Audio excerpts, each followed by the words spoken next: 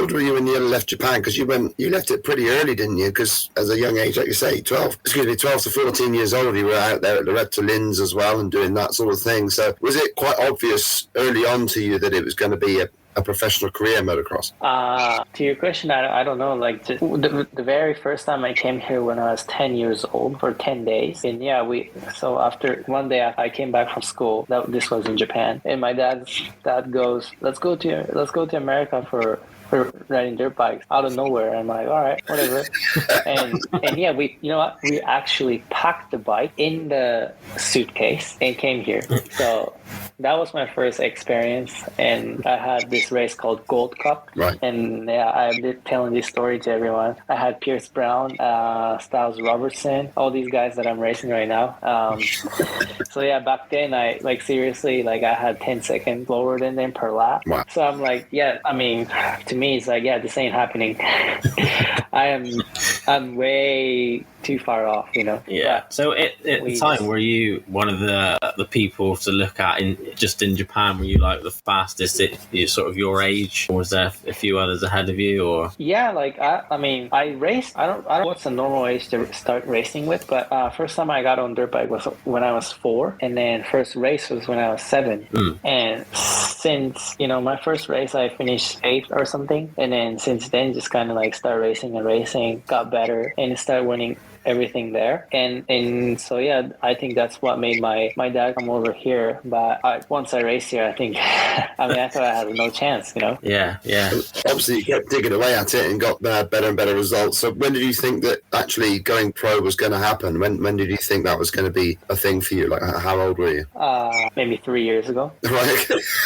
So, jeez. So here's the thing, because when you're an amateur, it's important for riders to do good on these amateur races. Once you set to the pro level, it's just so much different. It's hard to explain this feeling. Like my first year on a rookie year, I was so nervous that I couldn't even ride. Like I'll just line up to the gate and I couldn't feel my leg and stuff.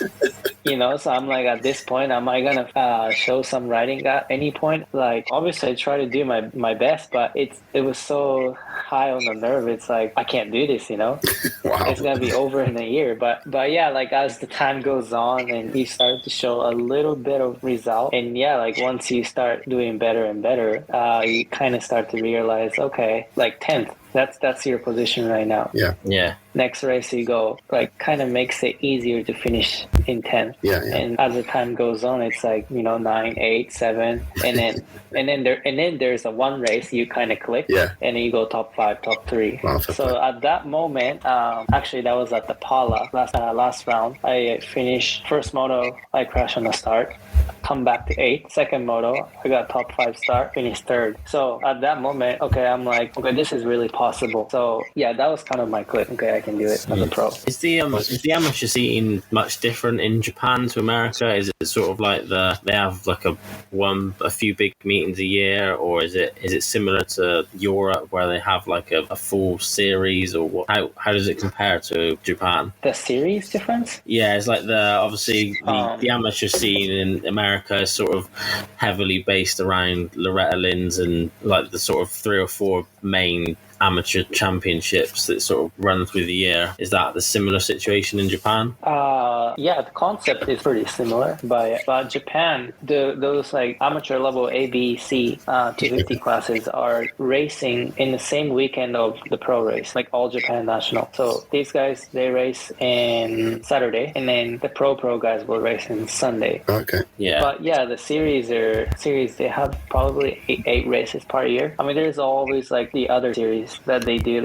It's a lot smaller, but the main series, yeah, they have 8 races per year right now. Oh, okay, that sounds similar to the British scene then, really, doesn't it? All right. Yeah, so how you picked up Supercross pretty well. You were 2020, and you were saying this is before it clicked for you that this could be a pro thing. You were 3rd in the 250s on the Eastern Coast in 2020, I think mainly through consistency again, wasn't it really? And you suddenly took this leap. So, were the Japanese tracks that good that it sort of helped you with Supercross, that you were pretty much natural to that? I don't know, because I guess I was more on the consistent side, but I wasn't really like a top 3 guy. Yeah. Just managed to be inside of top 5 Like all always, season.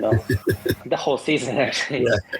And like, I mean, the last year was a struggle. Kind of just, after like a couple crashes made me nervous a little bit. So yeah, it was kind of hard to get the confidence back. But yeah, every season it's not that I'm like showing one race that's really good, but just kind of like around, third, fourth, fifth, just the whole race, like even when I start from the back, I'll come back to fifth finish, so, and yeah, I guess that's what put me into second or third in championship. And I guess that's not very, very far in the points either. So yeah, a little bit surprising, but I guess, that's You surprised yourself. That's my strong part, I guess.